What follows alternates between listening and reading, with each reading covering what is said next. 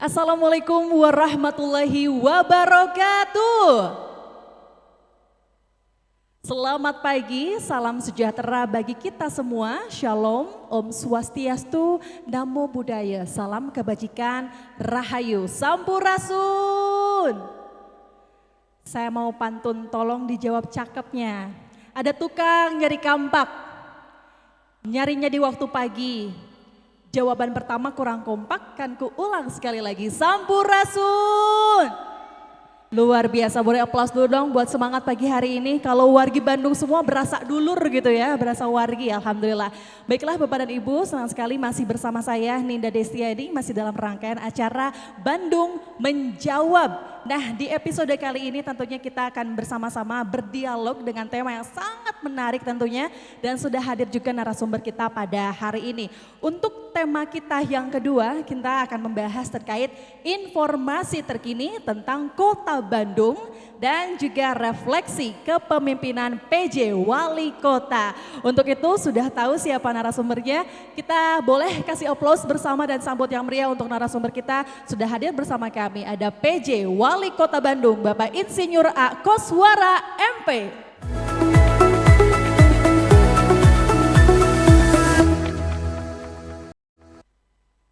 Selamat pagi Pak Koswara, Assalamualaikum, Sampurasun. Pagi, Rampes. Rampes, Pak Damang?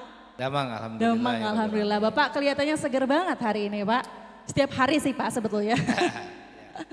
Oke, Bapak ini semuanya yang hadir di sini wargi sadayana gitu ya, dulur-dulur wargi Bandung hadir di sini untuk menyaksikan dialog di Bandung Menjawab. Nah, episode kali ini sebuah kebanggaan, kehormatan Bapak hadir di sini. Terima kasih Pak. Kita ngobrol-ngobrol soal Bandung ya Pak.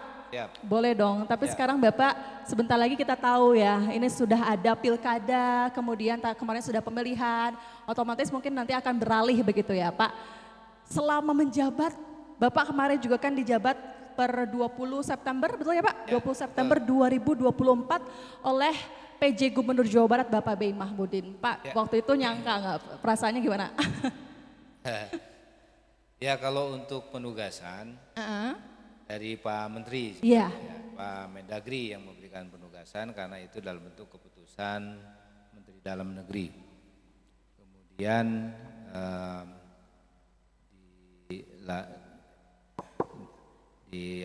ditetapkan tanggal 20 September dilantiknya, dan menurut Perpres itu berakhir tanggal 10 Februari 2025. Oke.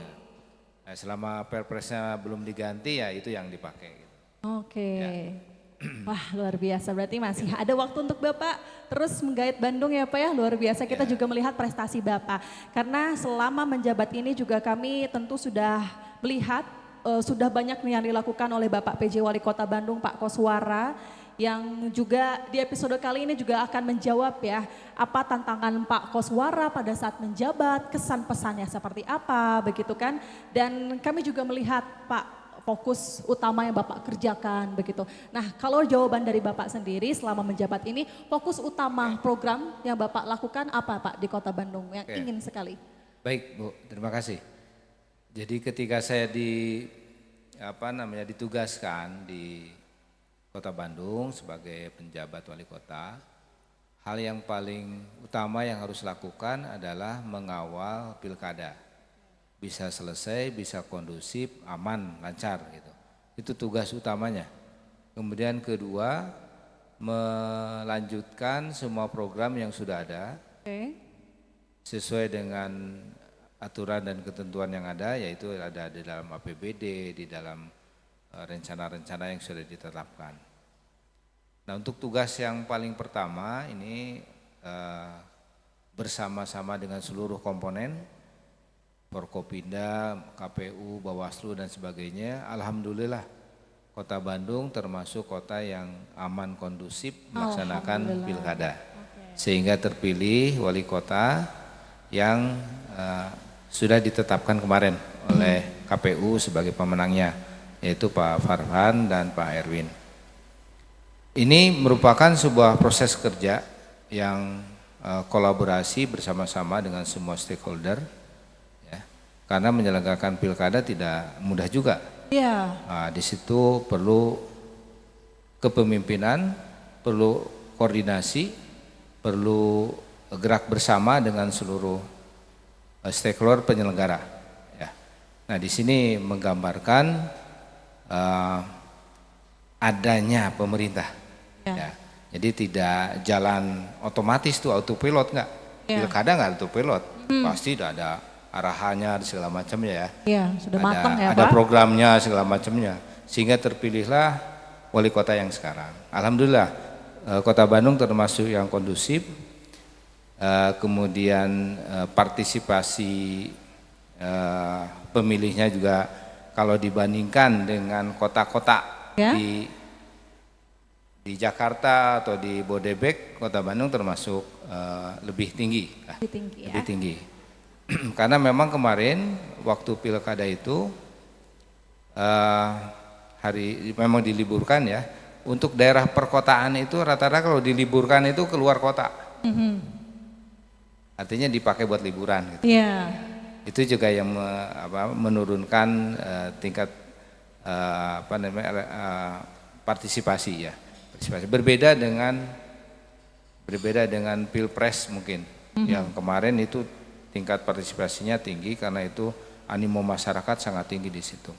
Nah, pilkada alhamdulillah sudah selesai dan tugas saya selanjutnya setelah mengawal pilkada ini membuat transisi sampai dengan berjalannya kepala daerah yang baru, sebuah program bisa nyambung dan lancar. Itu tugas yang pertama ya. Tugas yang kedua menjalankan program-program yang sudah ada. Itu berarti melaksanakan APBD yang sudah ditetapkan. Nah, kami bersama-sama dengan dinas-dinas ini menyelenggarakan semua proses pembangunan dan saya memberikan penekanan-penekanan terutama pada hal-hal yang strategis di situ. Yang mengandung isu-isu yang perlu segera direspon. Misalnya tentang sampah. Sampah. Sampah ini ternyata waktu saya masuk itu ada sangat keterbatasan di Sarimukti. Sebagai tempat pembuangan akhir dari sampah yang ada di Bandung Raya. Nah, semua kabupaten kota yang Bandung Raya itu buangnya ke sana, ke Sarimukti.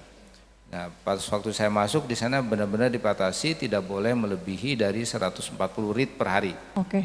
Sehingga harus ada penurunan yang signifikan dari 172 rit per hari menjadi 140 rit per hari.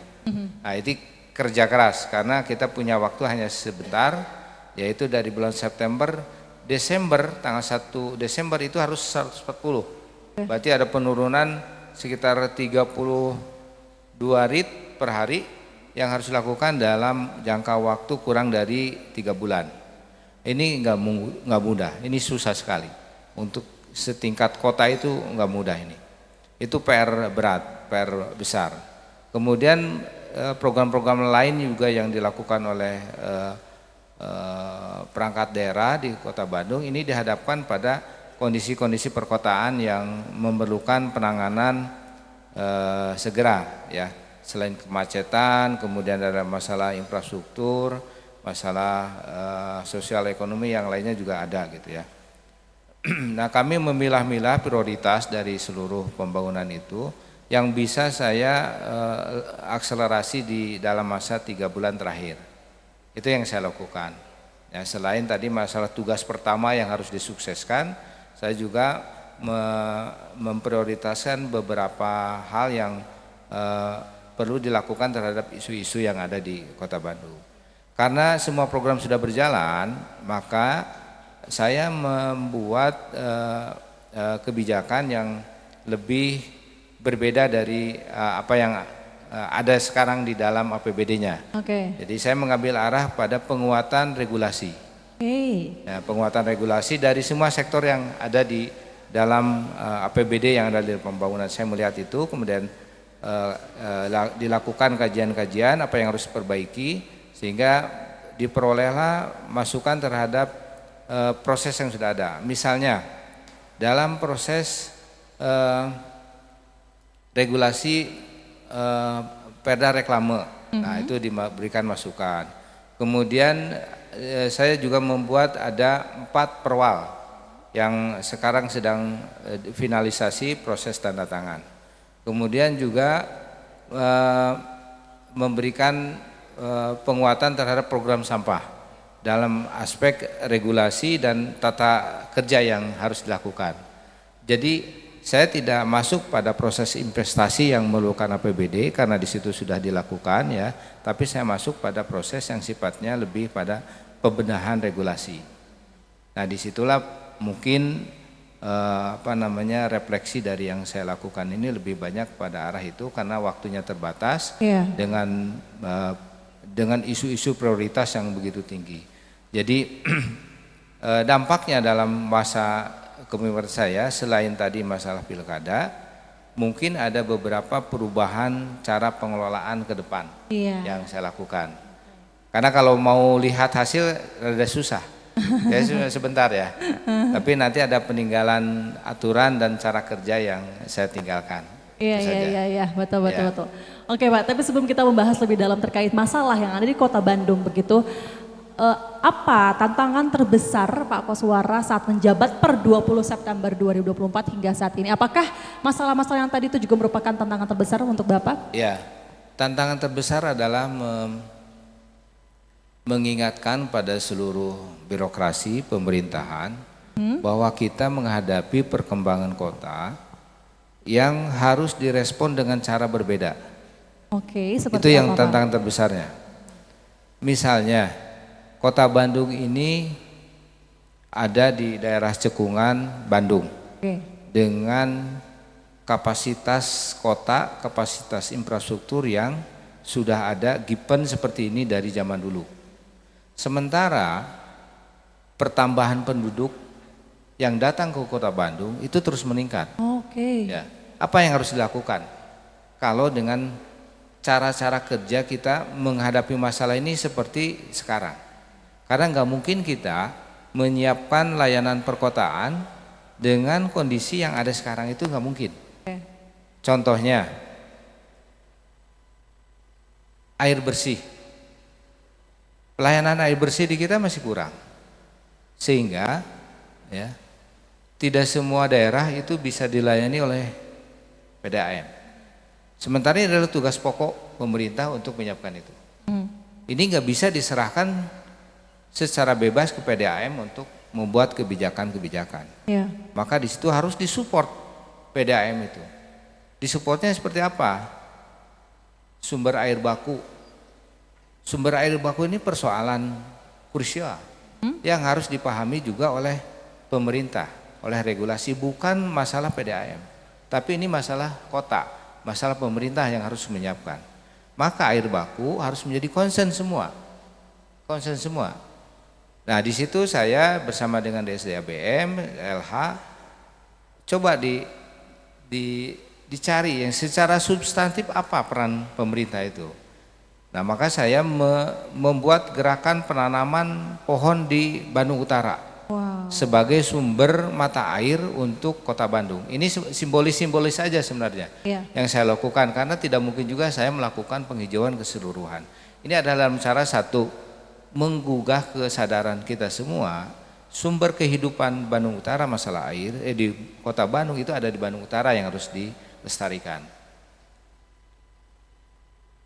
Teman-teman pasti tidak paham, tidak tahu mata air yang ada yang dipakai oleh Kota Bandung yang awalnya dulu ya hampir 300 liter per detik seluruh mata air yang ada di Kota Bandung. Sekarang ini tinggal 60 liter per detik. Waduh. Itu kesadaran menggugah ya bahwa kita ini dalam kondisi kritis untuk sumber air. Sehingga kita mencari air bersih ini susah sekali Kota Bandung. Ini tantangan berat nih bagi Kota Bandung. Kita mencari air baku untuk PDAM ini susah. Harus ke Saguling, harus ke mana itu? Pangalengan. Pangalengan ya. Harus nyari sumber-sumber yang begitu jauh. Sementara sumber air di kita nggak dilestarikan, nggak diamankan, supaya berkelanjutan airnya ada gitu. Nah ini tantangan, itu masalah air, ya, itu air bersih ya. Kemudian juga masalah banjir. Banjir ini apa yang harus kita lakukan ini? Apa harus reaktif terus menerus? Banjir di sini bikin resapan di sini, banjir di sini bikin resapan lagi. Apakah itu yang harus kita lakukan? Tanpa mengetahui apa sih sumber sumber banjirnya itu ada di mana. Lagi-lagi kawasan Bandung Utara itu harus menjadi perhatian kita semua yang harus kita kelola dan kita kuatkan. Ini tugasnya bukan hanya Kota Bandung, itu yang paling beratnya di situ. Karena tugas Bandung Utara ada di Kota Bandung, ada di Bandung Barat, ada di Kabupaten Bandung, ada sedikit juga Cimahi. Berarti pemikiran ini harus diangkat menjadi pemikiran tingkat provinsi. Betul. Atau tingkat kawasan Cekungan Bandung. Nah kita memberikan ya semacam trigger saja supaya semua kembali lagi memahami tentang itu. Aware lagi ya Pak? Keluar lagi gitu tentang itu. Itu yang menurut saya paling berat ketika masuk ke Kota Bandung. Masalah sampah, masalah air limbah, air kotor. Prasarana dasar perkotaan ini harus benar-benar disiapkan oleh Kota Bandung. Itu yang sering kali saya sampaikan ketika berdialog dengan teman-teman di birokrat, pemikiran kesadaran kita tentang menyiapkan Kota Bandung masa depan. Betul. Itu yang harus benar-benar dikuatkan kita sehingga program apapun yang dibuat itu orientasinya bukan orientasi yang sifatnya seperti pemadam kebakaran lah. Masalah di sini begini, misalnya, tapi harus secara konseptual ini menyelesaikan Kota Bandung ke depan. Betul. Kita harus menghitung misalnya Kota Bandung ini akan dihuni berapa juta jiwa sih? Maka airnya harus dipenuhi berapa? Kota Bandung ini akan menghasilkan sampah berapa? Iya. Dan seterusnya dan seterusnya. Itu dituangkan dalam program-program yang secara konsisten harus dilakukan oleh pemerintah kota dengan seluruh masyarakat. Iya.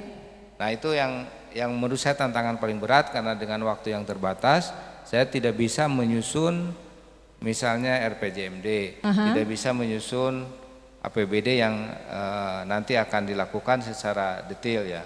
Karena saya masuk itu sudah tersetting semua. APBD 2024 sudah jalan, perubahan sudah jalan, APBD 2025 sudah tersetting semua gitu. Tinggal melanjutkan begitu ya Pak ya. Saya menggugah aja kesadaran-kesadaran itu sehingga teman-teman birokrat maupun di dewan punya pemikiran yang sama untuk menyiapkan Kota Bandung sebagai metropolitan yang baik ke depan. Gitu. Amin, amin, betul sekali setuju Pak. Mungkin ya itu juga jadi PR untuk kita semua, bukan hanya pemerintah tapi kolaborasi masyarakat juga harus ya Pak ya. Karena tadi sudah disampaikan masalah pelayanan kota, tadi air bersih yang sulit begitu ya Pak. Kemudian juga kemacetan juga Pak di Kota Bandung, lalu sampah juga. Nanti bicara kemacetan lain lagi soalnya ya. Iya, apalagi Bapak juga dulu dari Kadishub ya Pak ya, udah pasti hatam lah harus ini, udah pasti kami percayakan sama Bapak. Oke, Bapak, nah tadi salah satu masalah yang paling krusial ini juga tadi adalah sampah. Nah Pak ya, kalau tadi kita tahu sumber ininya adalah di TPA Sarimukti, saat ini kalau ritasinya per hari apakah sudah ada solusi atau seperti apa Pak? Nah gini, sampah ini kita harus merubah paradigma. Ya. Ini buat semua sih, bukan hanya di Pemkot Bandung, tapi semua. Kita selama ini orientasi kebijakan untuk sampah, itu kadang-kadang kita berpikirnya harus membangun TPA. Ya, tempat pengolahan akhir atau tempat pembuangan air lah kalau dulu. Jadi semua upaya kita ini, semua program kita ini dibuat dalam rangka mengumpulkan dan membuang sampah. Ya. Sebenarnya ada program-program bagus di Kota Bandung yang perlu diaktifasi lagi. Itu dari zaman almarhum Pak Wali Kota ya, Pak Oded. Itu ada Kang Pisman, ya, ada pengolahan sampah yang secara lingkungan diselesaikan sendiri. Betul. Harusnya orientasi kita, kebijakan kita dalam mengelola sampah itu seperti itu. Betul. Jangan berpikir ada TPA, jangan berpikir ada tempat pembuangan akhir. Itu mah residu aja yang sana. Tapi yang paling pokok utama adalah bagaimana menyelesaikan sampah di tempat sendiri. Oke. Itu, Dipilih dari sumbernya, diselesaikan, diolah ya Pak. Oke. Diselesaikan di tempat kita sendiri. Itu yang paling benar. Oke, siap. Jadi zero waste itu bukan slogan, ya, tapi harus diimplementasikan. Karena kita bisa menyelesaikan sampah itu dengan kemampuan sendiri, dengan budaya sendiri, dengan cara-cara sendiri. Betul. Nah, kalau orientasinya masih ke TPS, maka ketika ke TPA, maka ketika TPA ada trouble, kelabakan semua. Kita sudah pernah kan kejadian ketika TPA Sarimukti kebakaran, maka semua kelabakan. Iya, nggak bisa dibuang ke sana. Sehingga misalnya jadilah ada darurat sampah dan sebagainya. Oke. Darurat sampah kemarin juga hampir terjadi kan. Darurat sampah ketika Sarimukti dibatasi 140, itu sebenarnya akan terjadi penumpukan sampah di mana-mana kalau tidak kita lakukan pengurangan secara signifikan. Oke, berarti langkah awalnya dari kita sumbernya ya, Iya. Masyarakat semua, sampah rumahan, toko dan lain sebagainya. Dan di dalam aturannya sampah itu ketika masih di dalam rumah, di dalam tempat kita sendiri, tanggung jawab yang punya rumah. Oke, tanggung jawab kita sendiri. Setuju. Ya, termasuk pasar Caringin. Oke. Pasar Caringin itu ketika ada di sampahnya ada di Caringin, itu tanggung jawab dia. Oke. Apalagi ya yang sumbernya banyak begitu Iya. ya. Kan sering dijadikan masalah nih, pasar Caringin katanya harus menjadi Pemkot masuk. Kita sudah membantu Caringin itu udah 2 kali dan pengelolanya di sana nggak benar lah. Oke. Jadi memanfaatkan bantuan-bantuan kita untuk kepentingan dia. Sementara mereka itu ngambil retribusi sendiri lah istilahnya lah. Ngambil uang untuk pengolahan sampah sendiri. Iya. Harus dievaluasi lagi berarti kita semuanya ya. Oke Pak, selain salah satunya tadi sampah di Kota Bandung teh dengan seueur PR-na kanggo kita semua sebetulnya bukan hanya pemerintah saja. Ada juga soal isu parkir, transportasi macet, lalu parkir liar, ada juga pungli nih Pak yang sampai saat ini ada aja terus beritanya. Seperti Betok apa parkir, kemudian? Iya, atau gimana nih Pak untuk apa ya menghandle semua itu? Ya. Jadi kita melihat persoalan kota itu jangan di simptomnya ya, jangan di yang terlihatnya. Misalnya parkir itu kan karena mobilnya banyak, ya tempatnya nggak ada. Bukan masalah yang terjadinya sekarang itu parkir liar gitu. Parkir liar itu terjadi karena tidak ada tempat parkir, tidak ada masyarakat yang menyadari bahwa ternyata parkir ini bisa dikelola dengan baik lah oleh swasta, misalnya begitu, atau jadi peluang buat usaha untuk parkir, atau juga kita sendiri yang salah menafsirkan tentang cara bergerak kita, cara bertransportasi kita. Satu, di perkotaan di Bandung Raya berdasarkan hasil kajian-kajian sampai dengan tahun 2035 kalau tidak dilakukan apapun di Bandung Raya ini akan stuck. Ya, 2035, 2036 itu hasil kajian Bank Dunia tuh. Akan merah semua jalan itu, artinya macet. Dengan demikian maka harus ada perubahan yang mendasar terhadap cara bergerak. Kita tidak boleh lagi memprioritaskan kebijakan terhadap pergerakan dengan mobil pribadi di perkotaan setingkat Kota Bandung dengan jalan yang seadanya seperti ini, lebar, panjang, kemudian kondisi-kondisi seperti itu, jangan memaksakan kebijakan masyarakat atau keinginan kita sendiri terus-menerus menggunakan mobil pribadi. Harus dirubah mindsetnya. Kota Bandung ini harus bergerak dengan angkutan umum. Dengan angkutan umum. Siapkan angkutan umum yang baik untuk Kota Bandung. Ini sudah ada program dari pemerintah pusat yang melihat itu. Kota Bandung tidak akan bagus kalau misalnya tidak dirubah pola pergerakannya dengan angkutan umum. Nah, gitu. Dari pusat sudah ada BRT sudah mau diimplementasikan, ada konsep pengembangan angkutan massal berbasis rel dan sebagainya. Kita dorong sama-sama ini. Karena pemerintah tidak bisa bergerak sendiri dengan program-programnya. Misalnya ya, salah satu contoh di Jakarta sudah ada angkutan massal, sudah ada bis, LRT dan sebagainya. Tapi kenapa di Jakarta macetnya masih terjadi? Karena kesadaran masyarakat untuk pindah ke angkutan umum masih sangat susah. Masih sulit ya? Masih sulit. Masih kurang. Masih berjuang nih karena keinginan kita untuk menggunakan angkutan pribadi itu sangat tinggi gitu. Iya. Dan itu jadi budaya di kita. Iya. Nah, merubah di Bandung supaya berubah dari angkutan pribadi ke angkutan massal ini perlu upaya bersama. Betul, masyarakat dan pemerintah juga ya, Pak yang kerja. Contoh BRT. Oke. BRT yang dikelola oleh provinsi itu sudah ada 5 koridor. 5 layanan lah, 5 jalur, 5 koridor. Load faktornya berapa load faktornya? Masih ada yang di bawah 50%. Masih ada yang sekitar pertengahan. Yang paling tinggi itu hanya di jalur ke Jatinangor. Oke. Dari Monju ke Jatinangor, Batu Ukur Jatinangor. Itu yang paling tinggi. Sisanya masih rendah. Nah, artinya apa? Kesadaran masyarakat untuk menggunakan BRT masih kurang. Jadi, padahal itu udah bagus loh bisnya. Kita sama-sama pakai transportasi massal ya teman-teman semua ya.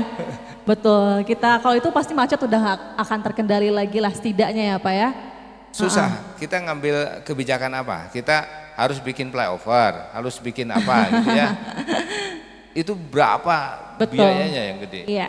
Dan kotanya juga nggak akan bagus kalau kita membuat kebijakan yang berdasarkan pada infrastruktur ya. Iya, lagi begitu ya. Itu kalau infrastruktur itu lagi-lagi ke angkutan pribadi. Betul. Orientasinya gitu. Oke, baik Pak. Nah, sejauh ini kolaborasi Bapak dari Pemkot Bandung dengan Pemprov Jawa Barat nih Pak dalam menyelesaikan isu-isu Kota Bandung yang tadi kita bicarakan sudah seperti apa nih Pak?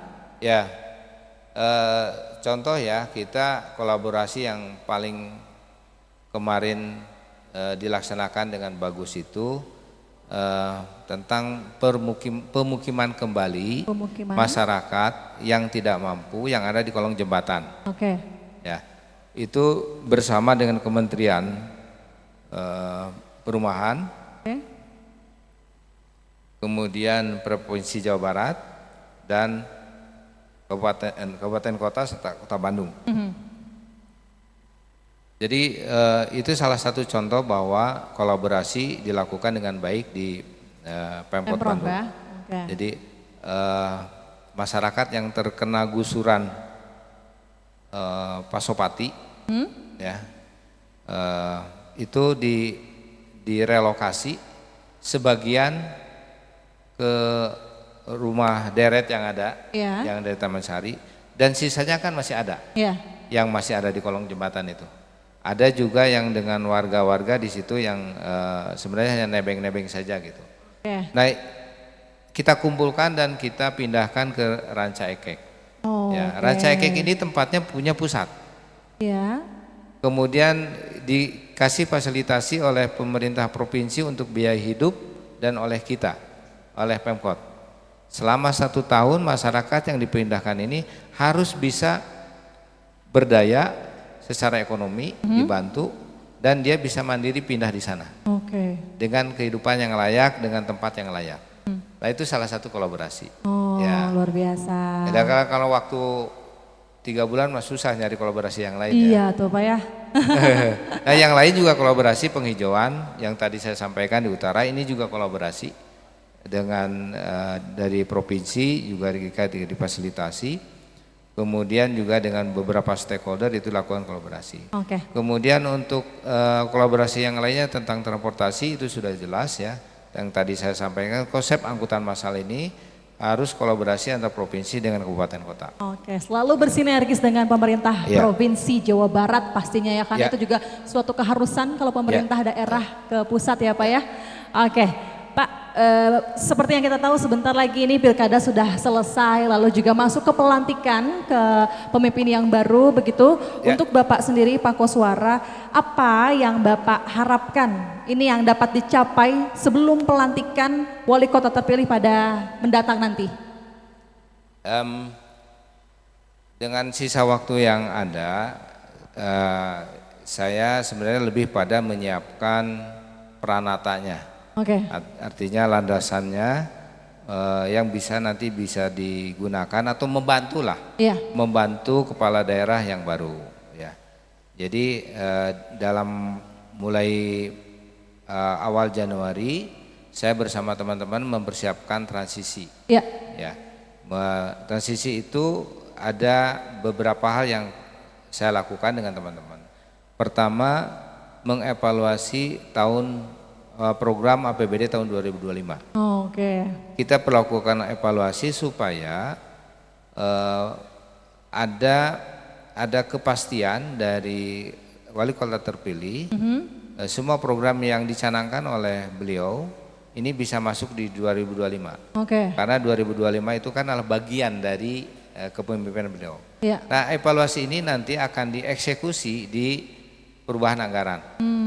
Kita membuatkan kajiannya supaya ini bisa dipakai dan terjadi sinkronisasi antara visi misi wali kota, terutama program-program yang mendesak yang harus segera dilakukan dengan APBD 2025. Iya. Itu satu hal ya. Jadi kita melakukan evaluasi itu. Kemudian kedua, kami juga menyiapkan yang disebut dengan program-program strategis. Oke. Nah, program strategis ini adalah program yang ada di dalam RPJMD, ada di dalam RPJP, artinya merupakan jawaban terhadap isu strategis kota. Ya, isu strategis kota ini kan berdasarkan kajian. Oke. Kajian teknokratis, kajian para ahli, isu strategisnya adalah ini gitu. Ada banyak tuh. Kemarin teman-teman di Pokja sudah mengidentifikasi ada 17 program strategis yang harus masuk di dalam kerangka 5 tahun kepala daerah yang nanti. Nah, program strategis ini dikaji kembali, nanti dikerucutkan menjadi kegiatan yang harus dilaksanakan dan secara berkesinambungan diselesaikan dalam masa 5 tahun ke depan. Oke, haruslah ya Pak ya, bismillah ya, semoga itu karena bisa ini masalah berjalan kota, lebih baik. Ini masalah kota. Betul. Ya. Iya. Kemudian yang ketiga, ini berkaitan dengan sinkronisasi regulasi perencanaannya, RPJMD-nya. Yang baru disusun oleh teman-teman di Bapelitbang maupun di Pemprov itu adalah di Pemkot itu adalah teknokratis, perencanaan yang sifatnya teknokratis. Nah, itu harus digabung dengan perencanaannya yang mengadop visi misi wali kota terpilih. Nah, itu dituangkan dalam RPJMD. Kalau tadi dalam tahun pertama 2025, kalau ini dalam RPJMD-nya. Gitu, harus disinkronisasikan. Itu yang kami lakukan dalam sisa waktu sampai dengan 10 Februari, membuat program-program transisi yang mudah-mudahan bisa dimanfaatkan, digunakan oleh wali kota terpilih. Amin, semoga bisa terlaksana dan berjalan dengan lancar. Terakhir Bapak, boleh kasih pesan untuk wargi Bandung menjelang pelantikan pemimpin wali kota, maksudnya wali kota di Bandung yang baru ini, seperti apa harapannya dan untuk pemerintahan berikutnya seperti apa harapannya? Ya. Kalau saya lebih banyak kepada pemerintahan lah ya. Pemerintahan bahwa karena saya basisnya adalah birokrat, bukan orang politis, bukan itu ya. Jadi saya memahami tentang birokrat. Yang pertama yang harus dilakukan oleh birokrat itu adalah konsisten ajak terhadap program. Ya. Karena program itu kalau berubah-ubah nggak ada hasil. Ya. 5 tahun lalu kita ngurusin misalnya sampah, misalnya tahun 5 tahun berikutnya sampah nggak jadi prioritas, misalnya gitu. Nah, ini akan mengacaukan penyelesaian persoalan kota yang secara substansi harus dilakukan secara konsisten gitu. Nah, yang saya minta kepada teman-teman, konsisten komitmen terhadap program. Apapun, siapapun kepala daerahnya, konsistenlah terhadap program. Karena program itu direncanakan oleh birokrat berdasarkan sebuah proses panjang. Di situ ada musrenbang, ada dengar pendapat, para ahli, para stakeholder dan sebagainya. Nah ini jangan hilang karena ada kepentingan. Karena ini adalah ruh dari pembangunan yang melibatkan seluruh kota. Nah saya mengamanatkan itu. Loyalitas dari birokrat itu kepada program. Ya. Itu satu. Kemudian kedua, kepada birokrat, inovasi kreativitas harus ada di dalam koridor aturan. Oke. Ya. Aturan itu di satu sisi memang menjadi menjadi batasan. Betul. Menjadi batasan tindakan dari birokrat. Tapi di sisi lain ini bisa mendorong sebuah inovasi kreativitas yang akan sesuai dengan aturan gitu. Jangan menghilangkan semangat kreativitas dan inovasinya. Harus selalu berkembang ya, inovatif ya Pak. Nah ini sangat diperlukan karena Bandung ini punya potensi luar biasa. Punya potensi luar biasa dari birokratnya, dari masyarakatnya luar biasa. Terutama dari anak-anak mudanya. Sektor kreativitas di Bandung ini keren banget kalau kita dalami ya. Makanya nih di akhir saya nanti akan ditutup dengan turnamen e-sport Game Day yang Gaming tadi. Day, oke, sudah dibahas yang tadi dibahas. Banyak peminatnya Pak, nah, luar biasa. Itu simbolisasinya bahwa Kota Bandung ini akan sangat berkembang dengan kreativitas anak muda. Oke, luar biasa. Itu adalah potensi ke depan yang harus didukung oleh pemerintah, jangan dilepaskan. Baik. Gitu. Oke. Itu aja mungkin Siap. dari saya. Baik, terima kasih banyak. Pokoknya kita semuanya berharap agar kemudian seluruh program di pemerintahan selanjutnya ini juga berjalan dengan lancar dan lebih baik dan lebih baik lagi ya Pak ya. Kami ucapkan terima kasih banyak Bapak. Selama ini berarti belum nyampe setengah tahun tapi udah puas belum Pak untuk menjabat jadi wali kota Bandung? Puas? Berapa persen? Dengan waktu yang ada ya saya puas lah. Oke, luar biasa. Beri aplaus dulu dong untuk Bapak A. Koswara selaku PJ Wali Kota Bandung. Itu dia tadi program kita semuanya dan masyarakat maupun pemerintah daerah, kota, kita semua bersama-sama membangun Kota Bandung yang lebih maju lagi ya. Terima kasih banyak kami ucapkan kepada Bapak PJ Wali Kota Bandung, Bapak Insinyur A. Koswara MP. Hatur nuhun Bapak, mugia sehat teras. Bisa ketemu lagi di episode selanjutnya di Bandung Menjawab. Hatur nuhun, terima kasih banyak. Dan itu dia Bapak Ibu hadirin saudara semuanya, terima kasih kami ucapkan. Terima kasih Bapak, boleh melanjutkan kembali. Tentunya itu dia dialog kita hari ini, selalu ada informasi yang lebih menarik dan informatif tentunya. Tadi kita sudah membahas terkait Bandung Gaming Day tanggal 24, 25, 26 Summarecon Bandung tentunya ya teman-teman semuanya. Dan kita juga sudah menjawab terkait refleksi pemimpin Wali Kota Bandung Bapak Insinyur A. Koswara MP. Terima kasih kami ucapkan kepada teman-teman yang sudah menonton di channel YouTube live streaming kami semuanya. Dan sampai ketemu di episode Bandung Menjawab berikutnya. Bersama saya Ninda Destiani pamit undur diri. Terima kasih. Wabillahi taufiq wal hidayah. Wassalamualaikum warahmatullahi wabarakatuh. Sampai jumpa.